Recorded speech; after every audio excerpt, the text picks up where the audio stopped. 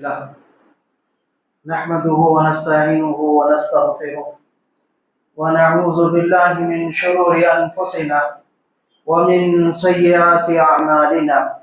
من يهده الله فلا مضل له ومن يضلله فلا هادي له، وأشهد أن لا إله إلا الله وحده لا شريك له، وأشهد أن محمدا عبده ورسوله. أما بعد فإن خير الحديث كتاب الله، وخير الهدي هدي محمد صلى الله عليه وسلم. شر الأمور محدثاتها، وكل محدثة بدعة، وكل بدعة ضلالة، وكل ضلالة في النار. قال الله تبارك وتعالى في كلامه المجيد: أعوذ بالله من الشيطان الرجيم. إن عدة الشهور عند الله 12 شهرا في كتاب الله يوم خلق السماوات والأرض أربعة منها حرم. تمام قسم کی تعریف، بڑائی، بزرگی، برتری ہم سب کے خالق و مالک اللہ سبحانہ و تعالیٰ کے لیے لائق و زیبا ہے۔ محمد اکرم صلی اللہ علیہ وسلم پر بے شمار درود و سلام نازل ہو، جنہوں نے بھٹکتی انسانیت کو راہ راست کی طرف رہنمائی کی۔ معزز بزرگوں، نوجوانوں اور خواتین اسلام، جیسا کہ ہم جانتے ہیں کہ ماہ سفر کا ابتدائی حصہ چل رہا ہے۔ ماہ سفر سے متعلق عقیدے کی درست نہ ہونے کی وجہ سے کئی طرح کی غلط فہمیاں لوگوں میں پائی جاتی ہیں۔ سفر کے مہینے کو، جو اسلامی سال کا دوسرا مہینہ، پہلا مہینہ محرم، اس کو مسلمان شہادت کے نام پر غم میں اور ماتم کرتے ہوئے، مسلمانوں کی ایک بڑی تعداد غم مناتے ہوئے اور ماتم کرتے ہوئے گزارتی ہے۔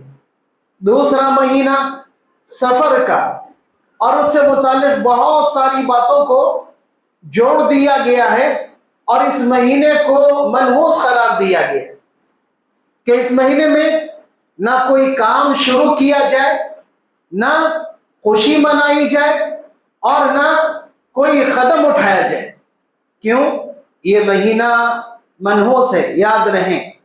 اللہ تبارک و تعالیٰ قرآن عظیم الشان میں ارشاد فرماتا ہے: ان عدت الشہور عند اللہ 12 شہرا فی کتاب اللہ یوم خلق السماوات والارض، کہ اللہ تبارک و تعالیٰ کے پاس مہینوں کی گنتی 12 ہے، اور یہ نظام اللہ کا زمین و آسمان کے پیدا کرنے کے وقت سے چلا آ رہا ہے۔ منہا اربعۃ حرم، اللہ تبارک و تعالیٰ نے ان 12 مہینوں کا ذکر کرنے کے بعد فرمایا کہ 4 مہینے حرمت والے ہیں۔ حرمت والے مہینوں کا اللہ نے ذکر کیا۔ اگر سفر کا مہینہ منحوس ہوتا تو اللہ تبارک و تعالیٰ ساتھ میں یہ بھی بتا دیتا کہ ایک سفر کا مہینہ منحوس مہینہ ہے۔ نہیں، اللہ نے ایسی کوئی خبر نہیں، جس کا مطلب یہ کہ یہ مہینہ سال کے دوسرے مہینوں کی طرح ہے، سال کے دیگر مہینوں کی طرح یہ بھی مہینہ ہے۔ ایک اور بات ذہن میں رہے، نبی کریم صلی اللہ علیہ وسلم حدیث قدسی میں اللہ تبارک و تعالیٰ کا فرمان نقل کرتے ہیں کہ یوزینی ابن آدم، کہ انسان مجھے تکلیف دیتا ہے، انسان تکلیف دیتا ہے اللہ کو۔ کیسے؟ یسب الدہر، وہ زمانے کو گالی دیتا ہے، زمانہ ٹھیک نہیں ہے، زمانہ بہت برا آ گیا ہے، زمانہ منحوس ہے، وقت منحوس ہے، مہینہ منحوس، سال منحوس۔ یسب الدہر، وہ زمانے کو گالی دیتا ہے۔ اللہ تبارک و تعالیٰ ارشاد فرماتا ہے: وَأَنَا الدَّهْرُ أُقَلِّبُ اللَّيْلَ وَالنَّهَارَ، زمانے کا پیدا کرنے والا تو میں ہی ہوں، زمانے کا پیدا کرنے والا میں ہی ہوں، یہ رات اور دن کی تبدیلی میں ہی کرتا ہوں۔ جب اللہ تبارک و تعالیٰ نے زمانے کو پیدا کیا تو زمانے کو گالی دینا، برا کہنا، منحوس سمجھنا درست نہیں ہے۔ یہ زمانے جاہلیت سے یہ مسئلہ چلا آ رہا ہے، سفر کو منحوس سمجھنے کا، سفر کے مہینے کو منحوس سمجھنے کا۔ اللہ تبارک و تعالیٰ نے نبی کریم صلی اللہ علیہ وسلم کے ذریعے سے زمانے جاہلیت کے سارے رسوم اور سارے باطل عقیدوں کو مٹایا ہے، سارے باطل رسوم، سارے باطل عقیدوں کو مٹایا ہے۔ نبی کریم صلی اللہ علیہ وسلم نے واضح الفاظ میں ارشاد فرمایا، 4 باتیں آپ نے بیان کی جو زمانے جاہلیت میں مشہور تھی، چاروں کا آپ نے انکار کیا، تردید کی۔ لا عدوہ ولا طیرۃ ولا حامۃ ولا سفر۔ سب سے پہلے لا عدوہ، بیماری کے تعلق سے کوئی بیماری متعدی نہیں ہے، کوئی بیماری متعدی نہیں ہے۔ متعدی کا مطلب ایک سے دوسرے کو لگنے والی، جیسے کہ ہم سمجھتے ہیں کہ کوئی بیماری ہے، مریض اگر لوگوں کے درمیان رہے گا تو سارے لوگ اس سے متاثر ہو جائیں گے، بیمار ہو جائیں گے۔ جیسے کورونا کے موقع پر ہمارے پاس ایسی بہت ساری مثالیں آئی تھی۔ تو یاد رہیں، بیماری کے جراثیم پھیلنے والے ہو سکتے ہیں، لیکن متاثر کون ہوگا؟ جس کا مقدر اللہ تبارک و تعالیٰ نے کی، اللہ نے جس کا مقدر کیا، ورنہ وہ متاثر ہو ہی نہیں سکتا۔ تو نبی کریم صلی اللہ علیہ وسلم نے پہلی غلط فہمی لوگوں کی مٹائی، لا عدوہ، کوئی بیماری متعدی نہیں، کوئی بیماری متعدی نہیں۔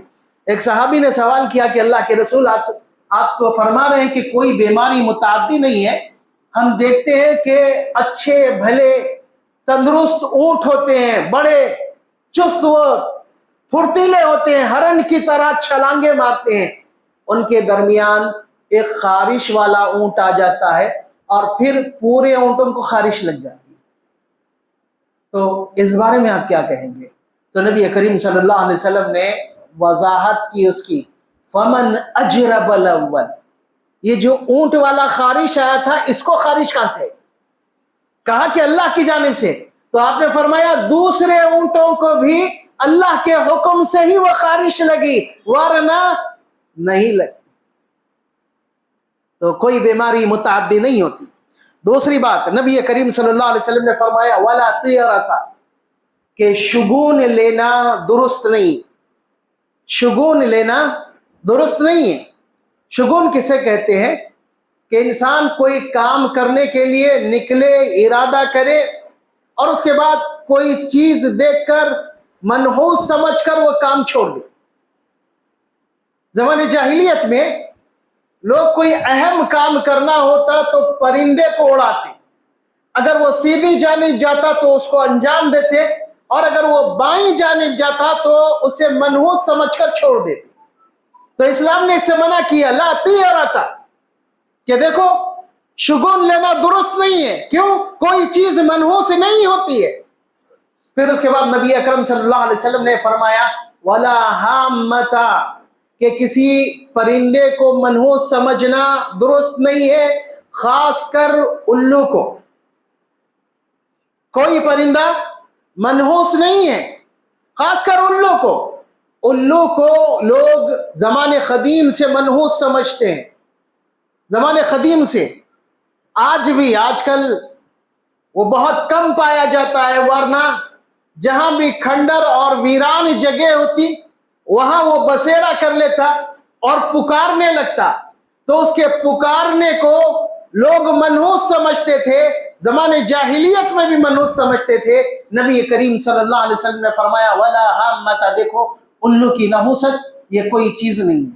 پھر اس کے بعد نبی کریم صلی اللہ علیہ وسلم چوتھی بات ارشاد فرماتے ہیں ولا سفر، کہ سفر کے مہینے کی نحوست یہ کوئی حقیقت نہیں۔ سفر کا مہینہ حقیقت میں منحوس نہیں ہے۔ تو نبی کریم صلی اللہ علیہ وسلم نے ایک موقع پر 4 باتوں کی وضاحت کر دی، چاروں باتوں کا رد کیا۔ کوئی بیماری متعدی نہیں ہوتی ہے، شگون لینا، فال لینا یہ بھی درست نہیں ہے۔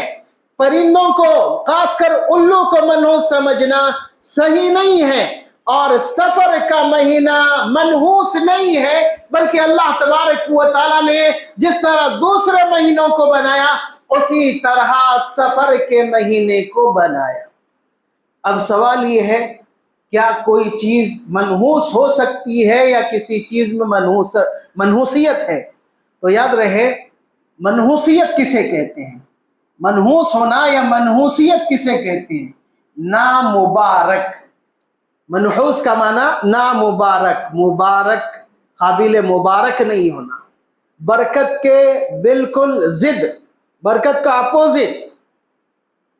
کسی شخص کو اگر منحوس کہا جائے تو گویا وہ شخص مصیبتوں، پریشانیوں اور ہمیشہ کی مشکلات میں پڑا ہوا ہو، لوگ اس کو منحوس کہتے ہیں۔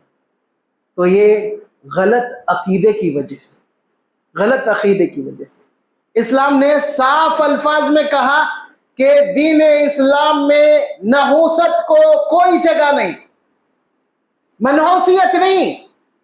اگر منحوس ہوتے کوئی اس کائنات میں تو نبی کریم صلی اللہ علیہ وسلم نے 3 چیزوں کا ذکر کیا، گھر، گھوڑا اور عورت۔ اگر منحوس ہوتے تو ہو سکتا یہ منحوس ہو سکتے تھے، لیکن ان میں بھی نحوست نہیں، کوئی دن، کوئی ماہ، کوئی سال منحوس نہیں۔ قرآن مجید میں اللہ تبارک و تعالیٰ نے جہاں پچھلی قوموں کے عذاب کا ذکر کیا، وہیں پر یہ کہا کہ ان پر جو عذاب آیا تھا وہ دن منحوس تھا۔ منحوس بذات خود وہ دن منحوس نہیں تھا، بلکہ ان کے اعمال کی وجہ سے انہوں نے اس کو منحوس بنا لیا۔ انسان کے اعمال کی وجہ سے، برے اعمال کی وجہ سے مصیبتیں، پریشانیاں، بلائیں اور مشکلات آتی ہے، اور انسان سمجھتا ہے دن منحوس ہے، وقت منحوس ہے، سال منحوس ہے، اس لیے مصیبتیں، پریشانیاں آ رہی۔ نہیں، انسان کے اعمال کی وجہ سے مصیبتیں آتی ہے، پریشانیاں آتی ہے، مشکلات میں گر جاتا ہے، کئی طرح سے آزمائش میں پڑ جاتا ہے، لیکن ہم اپنے اعمال کو سدھارنے اور اپنا محاسبہ کرنے کی فکر نہیں کرتے۔ جب سے اپنے اعمال کا ذمہ دار کسی کو منحوس قرار دے کر چھوڑ دیتے کہ گھڑی منحوس، وقت منحوس نہیں۔ نبی کریم صلی اللہ علیہ وسلم نے بہت سارے اعمال کا ذکر کیا، ان اعمال کے نتیجے میں بہت ساری خرابیاں آتی ہیں، بہت ساری خرابیاں، جیسے کہ نبی کریم صلی اللہ علیہ وسلم ارشاد فرماتے ہیں کہ جس قوم میں زنا عام ہو جائے گا، جس قوم میں زنا عام ہو جائے گا، ان میں طاعون اور ایسی بیماریاں اور تکلیفیں عام ہو جائے گی جو ان سے پہلے والے لوگوں میں نہیں۔ یہ کہاں سے مصیبت میں پڑے؟ گناہ کی وجہ سے، گناہ کی وجہ سے، گناہ کیے، مصیبتوں کو دعوت دی۔ اسی طریقے سے نبی کریم صلی اللہ علیہ وسلم نے ارشاد فرمایا جو زکوٰۃ کو روک لیتے ہیں، اللہ تبارک و تعالیٰ ان سے بارش کو روک لیتا ہے، اور اگر اللہ کی دوسری مخلوق نہیں ہوتی تو اللہ تبارک و تعالیٰ ذرا بھی بارش ان کو نہیں دیتا۔ تھوڑی بہت بارش دوسری مخلوقات کی وجہ سے ہو رہی ہے،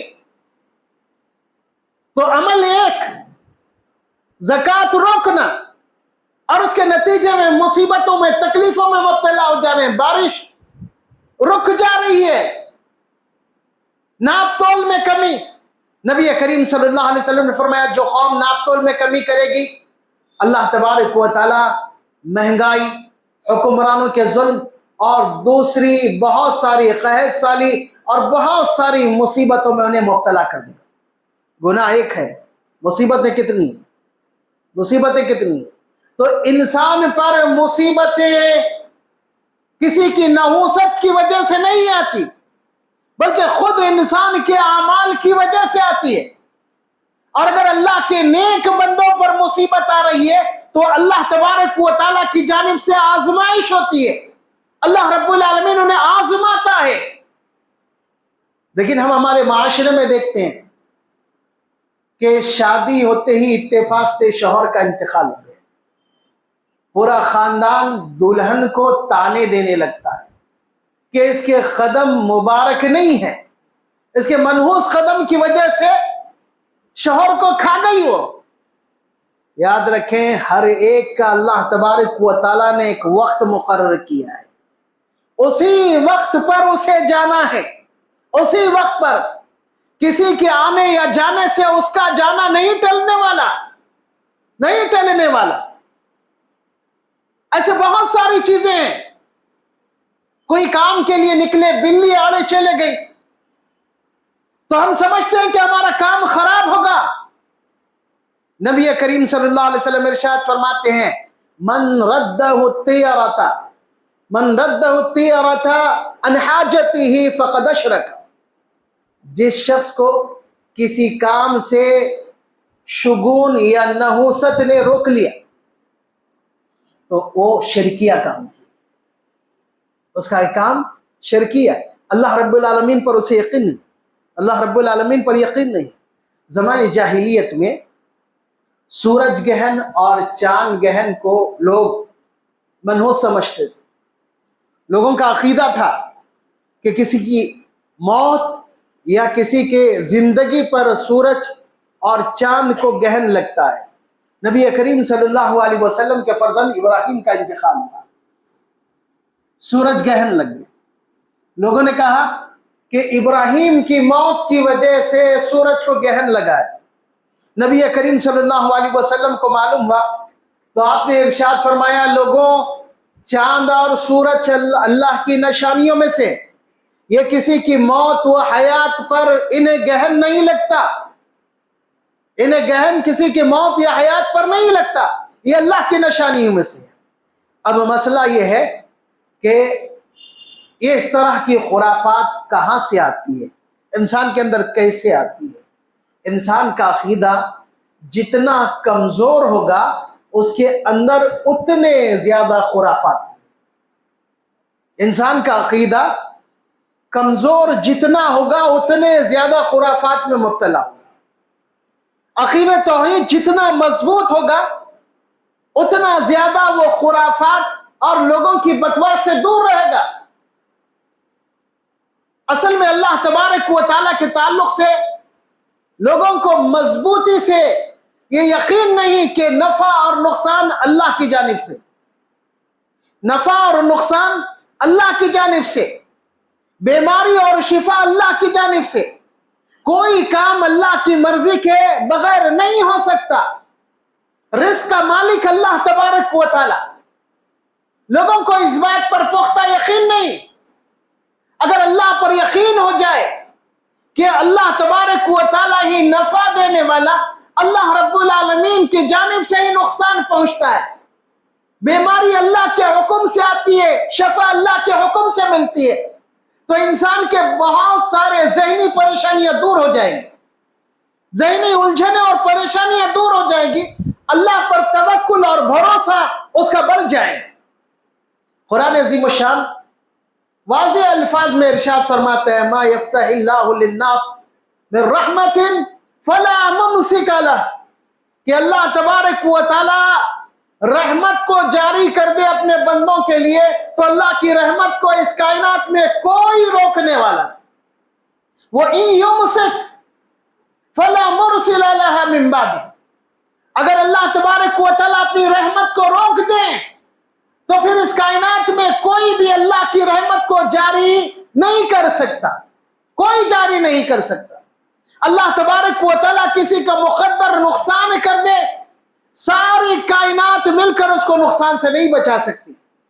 اللہ کسی کے مقدر نفع لکھ دے تو ساری کائنات مل کر اسے نقصان نہیں پہنچا سکتی، چاہے کچھ کر لے. اللہ کا فیصلہ نہیں ٹالا جا سکتا، کوئی نہیں ٹال سکتا، کسی میں ہمت نہیں. لیکن ہمارے کمزور عقیدے کی وجہ سے بہت ساری خرابیاں ہمارے پاس موجود ہیں. لوگوں نے اللہ رب العالمین کو نفع نقصان کا مالک سمجھنا چھوڑ کر बुजुर्गों को नफा और नुकसान का, औलिया को नफा और नुकसान का मालिक समझ लिया। इसी वजह से आज दरगाहें आबाद है और मस्जिदें वीरान है, कब्रिस्तान आबाद है, कब्रिस्तानों में भीड़ है, दरगाहों में भीड़ है, मस्जिद में इतनी भीड़ नहीं है। क्यों? कमजोर अकीदे की वजह से कि नफा नुकसान यहां से मिलता है। नहीं, नफा और नुकसान अल्लाह रब्बुल आलमीन की जानिब से। अल्लाह के रसूल सल्लल्लाहु अलैहि वसल्लम अब्दुल्लाह इब्न अब्बास रजी अल्लाह तआला अन्हु को नसीहतें करते हुए वाज़ेह अल्फाज में फरमाते हैं कि जान लो, अगर सारी उम्मत, सारी दुनिया इकट्ठा हो जाए तुम्हें नफा पहुंचाए, तो अल्लाह ने जितना नफा तुम्हारे मुकद्दर में लिखा है उससे ज्यादा नहीं पहुंचा सकते। सारे लोग इकट्ठा हो जाएं तुम्हें नुकसान पहुंचाए तो सारे मिलकर तुम्हें नुकसान नहीं पहुंचा सकते, सारे मिलकर। अंबिया अलैहिस्सलातु वस्सलाम, खासकर नबी मोहतरम सल्लल्लाहु अलैहि वसल्लम के जुबानी अल्लाह तबारक व तआला सूरह आराफ में ऐलान फरमा रहा है, कुल इन्नी ला अमलिकु लकुम नफ़अन वला दर्रा। नबी मोहतरम सल्लल्लाहु अलैहि वसल्लम, कायनात की सबसे मुअज़्ज़ज़ शख्सियत, अल्लाह रब्बुल आलमीन के सबसे महबूब सय्यदुल अंबिया खातमुन नबिय्यीन रहमतुल लिल आलमीन, इतनी अजीम शख्सियत, उनसे अल्लाह तबारक व तआला कहलवा रहा है, कुल, ऐ नबी आप कहिए इन्नी ला अमलिकु लकुम नफ़अन वला दर्रा, मैं तुम्हारे नफा नुकसान का मालिक नहीं, ना तुम्हारा नफा मेरे हाथ में, ना तुम्हारा नुकसान मेरे हाथ में। अल्लाह ने जितना नफा पहुंचाया बस वही। उसके बाद अल्लाह तबारक व तआला फरमाता है, वही यमसस्कल्लाहु बिदुर्रिन फला काशिफा लहु इल्ला हु, अगर ऐ नबी अल्लाह तबारक व तआला आपको तकलीफ में मुब्तला कर दे, मुसीबत में मुब्तला कर दे, फला काशिफा लहु इल्ला हु, सिवाय अल्लाह के उस मुसीबत और उस तकलीफ को कोई दूर नहीं कर सकता। और अगर अल्लाह तबारक व तआला किसी को खैर और रहमत पहुंचाना चाहे, फला राद्द लिफज़ली, तो अल्लाह रब्बुल आलमीन के फजल को भी दूर करने वाला, रोकने वाला नहीं। इसलिए नबी अकरम सल्लल्लाहु अलैहि वसल्लम नमाज के बाद की दुआओं में खास तौर से पढ़ा करते थे, अल्लाहुम्मा ला मानिअ लिमा अतैता वला मुअतिया लिमा मनाता। हम पढ़ते हैं लेकिन माने पर भी गौर करें और उस पर यकीन रखें, अल्लाहुम्मा ला मानिअ लिमा अतैता, कि अल्लाह जो तू दे उसे कोई रोक नहीं सकता। तू जो देने का फैसला कर दे उसे कोई नहीं रोक सकता। वला मुअतिया लिमा मनाता, और तू जो रोक दे उसे कोई दे नहीं सकता, कोई दे नहीं सकता।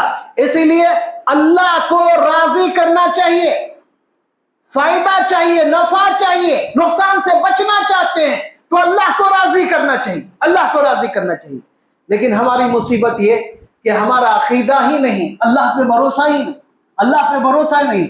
थोड़ी सी तकलीफ में हम पड़ जाए तो फौरन परेशान हो जाते हैं। तकलीफ में नबी करीम सल्लल्लाहु अलैहि वसल्लम नमाज की जानिब मुतवज्जह होते, अल्लाह को पुकारते, लेकिन हम तकलीफ में दरगाहों, छिल्लों, बाबाओं, फकीरों और आमिलों के चक्कर लगाते हैं, जादूगरों के पास जाने लगते हैं और चाहते हैं कि किसी भी तरह हमारी मुसीबत हमसे दूर हो जाए।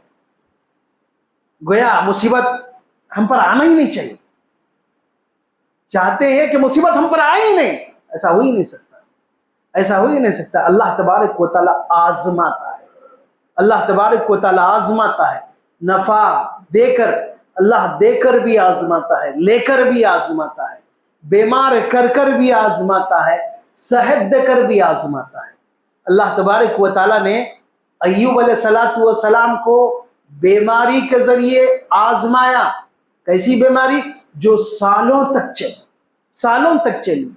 एक नबी के हाथ में भी, नबी के इख्तियार में भी नहीं शफा हासिल करना, शफा हासिल करना नबी के इख्तियार में भी नहीं। अय्यूब अलैहिस्सलाम सालों बीमार रहे, औलाद हासिल करना नबी के इख्तियार में नहीं। इब्राहिम अलैहिस्सलाम सय्यदुल अंबिया खातम, इब्राहिम अलैहिस्सलाम अबुल अंबिया, अंबिया अलैहिस्सलाम के बाद, आपके बाद आने वाले सारे अंबिया के बाद, लेकिन दुआ कर रहे हैं औलाद खुद से हासिल करने का इख्तियार नहीं, दुआ कर रब्बी हबली मिनस सालिहीन कि अल्लाह मुझे नेक सालेह औलाद अता कर। अल्लाह तबारक व तआला ने बुढ़ापे में औलाद, बुढ़ापे में, क्यों? इख्तियार नहीं।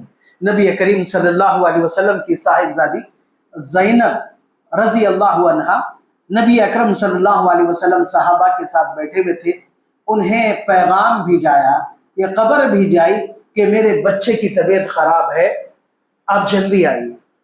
तो नबी करीम सल्लल्लाहु अलैहि वसल्लम ने उन्हें बोल भिजाया कि फ़इन्ना लिल्लाहि मा अता व लहु मा अख़ज़, कि देखो जो अल्लाह तबारक व तआला देता है वो भी अल्लाह का है, और जो अल्लाह तबारक व तआला ले ले वो भी अल्लाह का है। देने वाला भी अल्लाह, लेने वाला भी अल्लाह। सब्र करें और सवाब की उम्मीद रखें, सब्र करें और सवाब की उम्मीद रखें।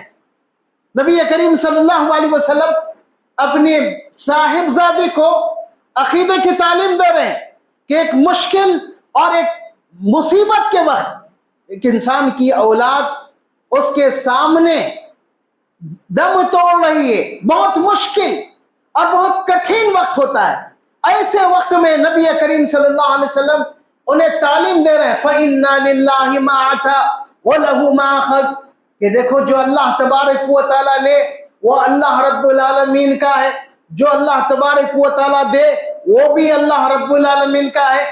ऐसे मौके पर क्या करना चाहिए? सब्र करना चाहिए और अल्लाह तबारक व तआला से अजर की उम्मीद रखना चाहिए। अल्लाह तबारक व तआला ने कुरान मजीद में वाज़ेह अल्फाज में हमें सिखा दिया है और आगाह कर दिया कि वलनबलुवन्नकुम बिशैइन मिनल खौफि वल जू व नक़्सिम मिनल अम्वालि वल अनफुसि वस्समरात। अल्लाह तबारक व तआला फरमाते हैं वलनबलुवन्नकुम, हम जरूर आजमाएंगे तुम्हें, कोई से बाहर नहीं। अल्लाह रब्बुल आलमीन के फरमान से कोई बाहर नहीं, अल्लाह हर मुसलमान के लिए खास तौर से कह रहा है वलनबलुवन्नकुम, हम जरूर आजमाएंगे तुम्हें बिशैइन मिनल खौफि वल जू, कभी खौफ में मुब्तला कर कर, कभी भूख में मुब्तला कर कर, कभी फलों में कमी कर कर, कभी जान लेकर, वबश्शिरिस साबिरीन। अल्लाह रब्बुल आलमीन फरमाता है सब्र करने वालों को खुशखबरी दो। सब्र करने वाले कौन होते हैं? जिनका अकीदा मजबूत होता है वही लोग सही तौर पर सब्र करते हैं। जिनका अकीदा मजबूत होता है वही लोग हकीकी तौर पर सब्र करते हैं। सब्र करने वाले कैसे होते हैं? अल्लाह रब्बुल आलमीन फरमाता है अल्लज़ीना इज़ा असाबतहुम मुसीबा क़ालू इन्ना लिल्लाहि व इन्ना इलैहि राजिऊन। सब्र करने वाले वो जिन्हें तकलीफ पहुंचती है तो फौरन कह देते हैं इन्ना लिल्लाहि व इन्ना इलैहि राजिऊन, हम अल्लाह के हैं, हम अल्लाह के हैं। अल्लाह जो चाहे हमारे साथ कर सकता है और अल्लाह के तरफ ही हमें लौट कर जाना, अल्लाह के तरफ ही लौट कर जाना है। जान गई अल्लाह तबारक व तआला की थी, अल्लाह तबारक व तआला ने ले लिया। इंसान को तकलीफ होती है, आंसू बहा सकता है इंसान। नबी करीम सल्लल्लाहु अलैहि वसल्लम ने 3 दिन की इजाजत दी कि तुम 3 दिन गम कर सकते हैं। गम का मतलब सीना पीटना, गाल पीटना, अपने कपड़े फाड़ना नहीं, इजहार गम कर सकते हैं, लोगों के सामने बता सकते हैं मुझे मुसीबत पहुंची है, मेरे फला अजीज का इंतकाल हुआ है। हाँ, अगर बीवी है, शौहर का इंतकाल हुआ है तो उसे 40 दिन की इजाजत दी गई है, 40 दिन की। तो एक बंदे मोमिन उसका अकीदा क्या होता है कि अल्लाह के है, अल्लाह की तरफ लौट कर जाना है, अल्लाह जो चाहे हमारे साथ कर सकता है, अल्लाह का पूरा पूरा इख्तियार है हम पर, पूरा पूरा इख्तियार। नबी करीम सल्लल्लाहु अलैहि वसल्लम हजरत आयशा के साथ है, रात का वक्त था, चिराग बुझ गया तो नबी अकरम सल्लल्लाहु अलैहि वसल्लम ने फरमाया इन्ना लिल्लाहि व इन्ना इलैहि राजिऊन। हजरत आयशा ने दरियाफ्त किया कि अल्लाह के रसूल, इस बात पर चिराग बुझे आप इन्ना लिल्लाह पढ़ रहे हैं? तो नबी मोहतरम सल्लल्लाहु अलैहि वसल्लम ने फरमाया کہ کل ما ساء المؤمن فهو مصیبہ، انا للہ و انا الیہ راجعون۔ مصیبت کے وقت پڑھنا چاہیے، جس کسی بھی بات سے مسلمان کو تکلیف پہنچے وہ مصیبت ہے۔ چراغ گل ہونا تکلیف والا کام ہوا، اس لیے وہاں بھی اس کو بھی اللہ تبارک و تعالیٰ کے سپرد کر دینا کہ اس پر اللہ کا اختیار ہے، اللہ کا اختیار ہے، اسی لیے یہ بجھا ہے، اللہ رب العالمین نے بجھایا، ایک معمولی بات۔ لیکن ہم عقیدے کی خرابی کی وجہ سے بڑی بڑی باتوں کو غلط انداز میں اختیار کرتے ہیں، غلط انداز میں۔ اور ایک نبی کریم صلی اللہ علیہ وسلم کی ایک حدیث خاص طور سے ہم کہیں گے کہ آپ صلی اللہ علیہ وسلم نے ارشاد فرمایا کہ لیس منا من تطیر او تطیر لہ، من تکہن اور تکہن لہ، من تسحر اور تسحر لہ، کہ وہ شخص ہم میں سے نہیں ہے جو خود کہانت کرے، لوگوں کو غیب کی خبریں بتائے، غیب کی خبریں بتائے، اور وہ بھی نہیں جس کو غیب کی خبریں بتائی جائے، جس کے لیے غیب کی خبریں بتائی جا رہی وہ بھی ہم میں سے نہیں۔ اسی طریقے سے جو فعال لے یا جس کے لیے فعال لیا جا رہا ہے وہ بھی ہم میں سے نہیں، جو جادو کرے اور جس کے لیے جادو کیا جا رہا ہے، جادو کرانے جو جا رہا ہے وہ بھی ہم میں سے نہیں۔ لیکن افسوس کی بات ہے کہ مسلمانوں میں جہاں بدشگونی، نحوست، اس طرح کی چیزیں عام ہیں، جادو کے نام سے بھی بہت ساری خرابیاں پائی جاتی ہیں، بہت ساری خرابیاں۔ لوگ معمولی بات پر جادوگروں کے چکر کاٹتے ہیں اور جادوگروں سے بہت ساری امیدیں وابستہ رکھتے ہیں، بہت ساری امیدیں، جبکہ جادو کو کفر کہا گیا، کبیرہ گناہ، جادو کبیرہ گناہ، اور جادو کی سزا، جادوگر کی سزا اسلام نے گردن مارنا مقرر کی ہے، لیکن اس بارے میں کوئی شعور نہیں ہے۔ شعور نہیں ہونے کی وجہ سے، عقیدے کی خرابی کی وجہ سے جادوگر مسلمانوں کا اور خاص کر مسلم خواتین کا استحصال کر رہے ہیں اور بہت ساری خرابیوں میں مبتلا کر رہے ہیں۔ یاد رہے، نفع و نقصان اللہ کے ہاتھ میں ہے، بغیر اللہ کی مرضی کے اس کائنات میں کچھ نہیں ہوتا، بغیر اللہ کی مرضی کے۔ ہمارے ساتھ بہت سارے حادثات پیش آتے ہیں، مصیبتوں میں ہم مبتلا ہوتے ہیں، پریشانیوں میں گھر جاتے ہیں۔ ایسے وقت میں اپنے آپ کا محاسبہ کریں کہ ہم سے کہاں غلطی ہو رہی ہے اور اللہ کس غلطی کی ہمیں سزا دے، کس غلطی کی ہمیں سزا مل رہی ہے، اور پھر کثرت سے توبہ کریں، اپنے اعمال کی اصلاح کرنے کی کوشش کریں، ورنہ ہمارا عقیدہ مزید کمزور ہو جائے گا۔ اللہ تبارک و تعالی ہمیں عقیدے میں مضبوط بننے کی توفیق عطا فرمائے، خالص کتاب و سنت پر عمل کرنے کی توفیق عطا فرمائے، ہر قسم کے بگاڑ سے اللہ رب العالمین ہماری حفاظت فرمائے۔ اقول قولی ھذا استغفر اللہ لی و لکم ولسائر المسلمین۔